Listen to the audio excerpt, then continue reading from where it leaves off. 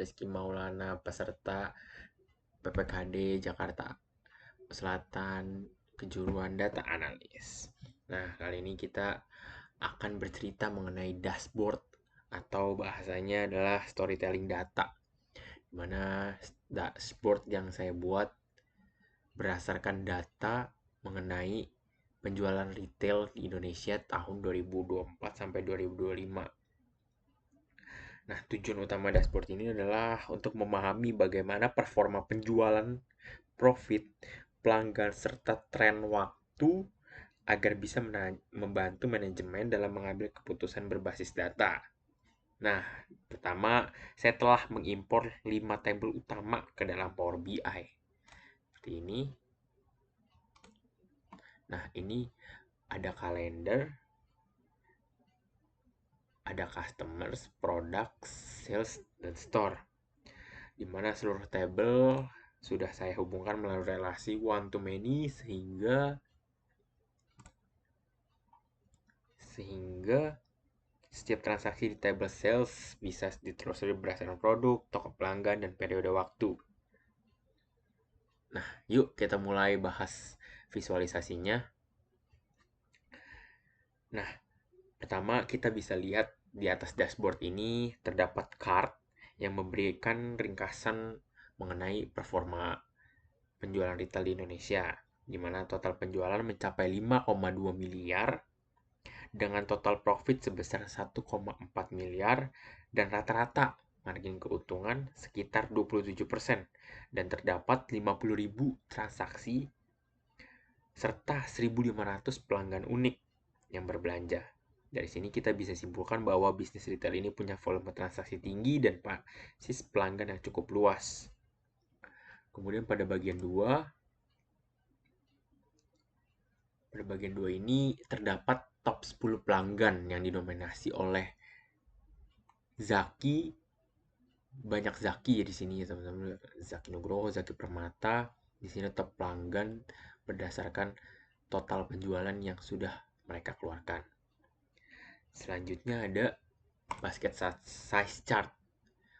Apa sih basket size chart ini? Dimana kategori pembelian masing-masing pelanggan itu berdasar kategori itu ada di minimal 2. Nah, ini seperti perawatan pribadi itu pelanggan minimal membeli 2 dan seterusnya. Nah, selanjutnya ada grafik batang di mana kita bisa lihat bahwa kategori elektronik menjadi penyumbang penjualan dan profit tertinggi. Karena hal ini wajar karena nilai barang elektronik cenderung besar meskipun frekuensi belanjanya tidak terlalu sering. Sedangkan di sisi lain, donut chart ini memperlihatkan profit margin berdasarkan brand. Dari mana di sini kita bisa lihat bahwa brand Sakura dan Garuda memiliki margin laba tertinggi, di mana artinya produk dari brand ini sangat efisien dan menguntungkan bagi perusahaan.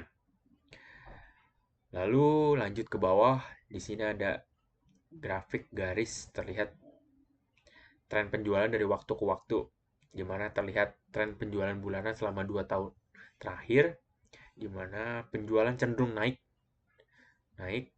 dari awal tahun dan menurun di pertengahan tahun dan kembali meningkat di akhir tahun. Artinya ada pola musiman nih, di mana kemungkinan besar karena periode promo tahunan seperti tahun baru atau Ramadan sale.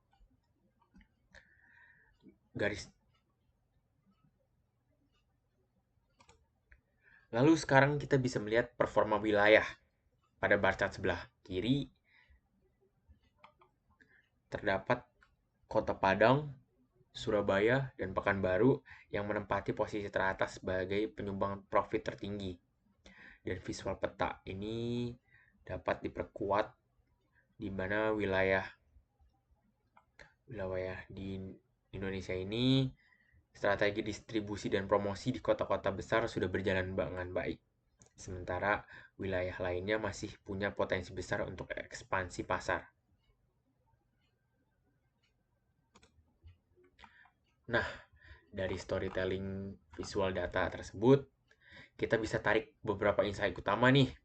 Yang pertama, kategori elektronik dari brand Sakura adalah tulang punggung penjualan.